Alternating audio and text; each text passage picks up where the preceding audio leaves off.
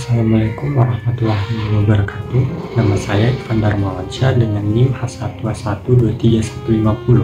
Di sini saya akan membahas tentang hak kekayaan intelektual dan contoh kasusnya. Apa sih itu hak kekayaan intelektual? Hak kekayaan intelektual atau HKI adalah hak eksklusif yang diberikan kepada seseorang atau badan hukum atas karya ciptaannya di bidang ilmu pengetahuan, seni, dan teknologi.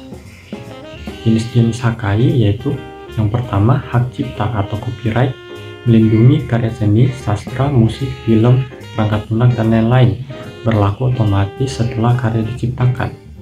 Yang kedua, hak kekayaan industri, terbagi menjadi 6, yaitu yang pertama, hak paten, melindungi penemuan teknologi baru seperti alat, metode, atau proses. Yang kedua, merek, melindungi identitas dagang seperti nama, logo, slogan. Ketiga, desain industri, melindungi tampilan visual atau suatu produk. Keempat, yaitu rahasia dagang, informasi bisnis rahasia yang bernilai ekonomi. Kelima, perlindungan varietas tanaman atau PVT, merupakan perlindungan terhadap varietas tanaman yang mengandung unsur baru, unik, seragam, stabil, atau BUSS. Keenam, desain tata letak topografi, sirkuit terpadu adalah susunan 3 dimensi elemen yang membentuk sirkuit terpadu yang dimaksudkan untuk diproduksi. Langsung saja kita masuk ke contoh kasusnya.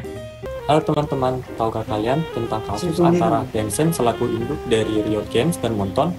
Ini bermula pada tahun 2017 ketika Riot, pengembang game populer League of Legends, menggugat Monton, pengembang Mobile Legends, karena diduga menjiplak elemen-elemen inti dari League of Legends.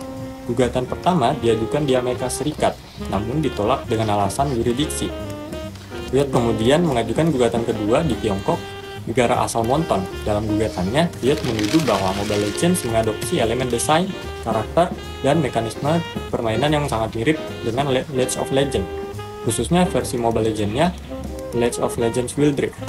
Penyelesaian hukum terjadi pada tahun 2018 ketika pengadilan Tiongkok memutuskan bahwa Monton bersalah atas pelanggaran hak kekayaan intelektual. Monton diwajibkan membayar kompensasi sebesar 19,4 juta yuan atau sekitar 42 miliar rupiah ketika menggunakan kurs pada tahun itu. Pada Tencent, perusahaan induk Riot Games, sebagai bagian dari hasil gugatan, Monton juga sempat menarik versi awal Mobile Legends dari Google Play Games dan merilis versi yang diperbarui dengan nama Mobile Legends Bang Bang. Dan pada tahun 2019 hingga 2020, Monton melaporkan Tencent tentang persaingan tidak sehat dan pencemaran nama baik yang membuat hubungan Monton dengan mitra kerjanya di Indonesia menjadi terganggu sehingga Monton mendapatkan kerugian. Juga ditulis pada artikel tersebut bahwa Tencent terbukti mengutus pengacara lokal untuk mengarang informasi yang menyesatkan kepada mitra perusahaan mereka yakni Revival TV Indonesia. Di akhir persidangan, Monton mendapatkan kompensasi atas tuduhan itu senilai hampir setengah miliar rupiah.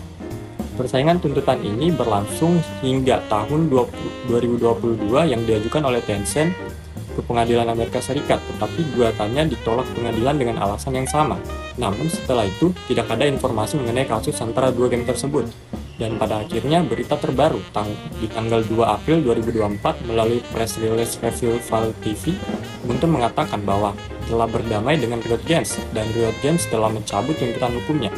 Tidak ada informasi jelas tentang alasan pencabutan tersebut. Kasus Tencent dan Monton menyoroti pentingnya hak kekayaan intelektual dalam melindungi orisinalitas dan menjaga persaingan sehat di industri game. Meski sempat saling menggugat, keduanya akhirnya berdamai pada tahun 2024. Sekian informasi yang dapat saya berikan terhadap kasus antara dua industri game tersebut. Terima kasih sudah nonton, bye-bye.